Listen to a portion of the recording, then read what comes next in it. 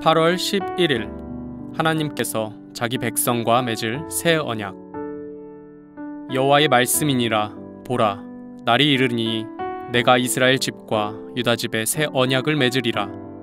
이 언약은 내가 그들의 조상들의 손을 잡고 애굽 땅에서 인도하여 내던 날에 맺은 것과 같지 아니할 것은 내가 그들의 남편이 되었어도 그들이 내 언약을 깨뜨렸음이니라.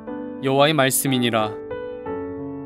그러나 그날 후에 내가 이스라엘 집과 맺을 언약은 이러하니 곧 내가 나의 법을 그들의 속에 두며 그들의 마음에 기록하여 나는 그들의 하나님이 되고 그들은 내 백성이 될 것이라.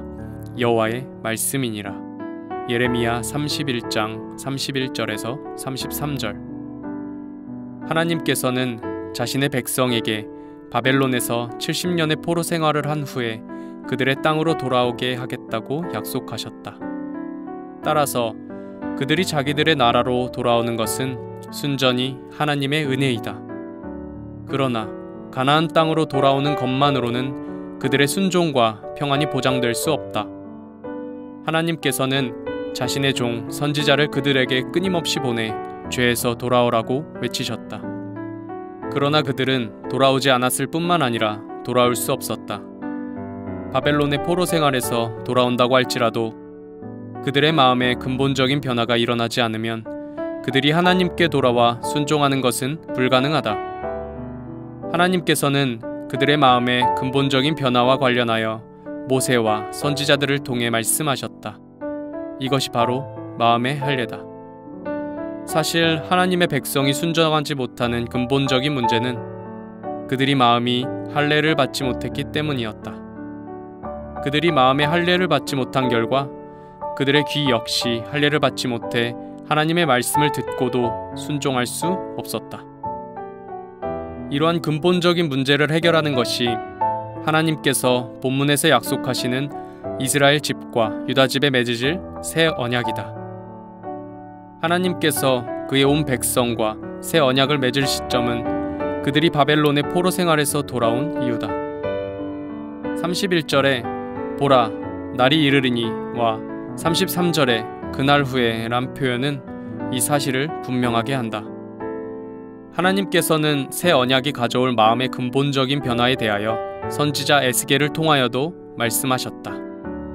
32절은 새 언약이 옛 언약과 근본적으로 다를 것임을 명확하게 한다. 하나님께서 그들의 조상들과 맺으신 옛 언약은 하나님께서 그들과 함께 시내산에서 맺으신 언약이다. 하지만 이 시내산 언약은 그들의 계속적인 죄와 불순종으로 파기되었다. 하나님과 그의 백성은 은유적으로 영적인 의미에서 남편과 아내의 관계였으나 영적인 아내의 백성은 하나님 외에 다른 이방신들을 끊임없이 섬겼다. 그 결과 이 결혼의 배타적인 관계는 파기되고 말았다. 하나님께서는 이 언약의 관계를 회복하시고자 끊임없이 권면하셨으나 그의 아내된 백성은 결코 돌이키지 않았다. 그러므로 이 옛 언약으로는 하나님의 백성이 하나님 앞에서 그의 신실한 아내로 언약에 충실하게 살 수 없었다.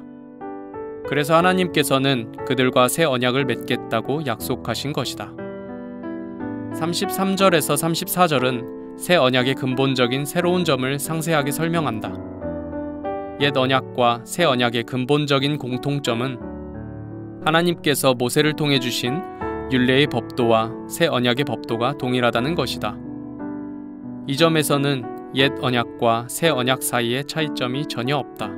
다만 하나님께서 그의 법을 그들의 마음에 두고 그것을 그의 백성의 마음판에 기록되게 하신다는 점에서 근본적인 차이점이 있다. 이것은 옛 언약의 법이 돌판에 기록된 것과 대조적이다.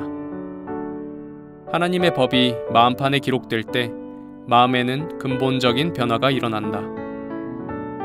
이 변화는 하나님의 백성이 마음의 중심으로부터 여호와 하나님을 알고 그에게 순종하게 한다. 작은 자에서 큰 자에게 이르기까지 그들의 마음의 중심으로 하나님께 순종할 수 있는 것은 그들의 마음 속에 하나님의 율법이 기록된 결과다. 여호와의 율법이 그들의 마음 속에 있고 그들의 마음 속에 기록되니 그들의 마음과 하나님의 율법은 하나가 되는 것이다. 그들의 마음에 원하는 것은 더 이상 완악한 것이 아니라 하나님의 율법이 요구하는 선하고 의로운 것이다. 하나님께서는 예수 그리스도의 오심과 십자가 위에서의 대속적인 죽음을 통하여 새 언약의 약속을 모두 성취하셨다. 예수님께서는 제자들에게 포도주 잔을 돌리시면서 이 잔은 내 피로 세우는 새 언약이라고 하셨다. 사도 바울은 고린도 교회에 보낸 편지에서 모세 언약 아래 주어진 은혜보다 크고 영광스러운 새 언약의 은혜가 주어진다고 설명했다. 히브리서 기자는 구약 성경의 희생 제도로 다시 돌아가려는 유혹을 받고 있는 믿는 유대인 신자들에게 그리스도께서 친히 새 언약의 약속을 성취하셨다고 2번이나 분명하게 주장했다. 그래서 신약 백성은 구약의 이스라엘 백성과 본질적으로 다르게 하나님께 순종하는 백성이다. 한마디 기도. 예수님께서 새 언약의 약속을 성취하신 결과 우리가 하나님께 순종하는 백성이 되었으니 순종하는 자녀로 살게 하소서.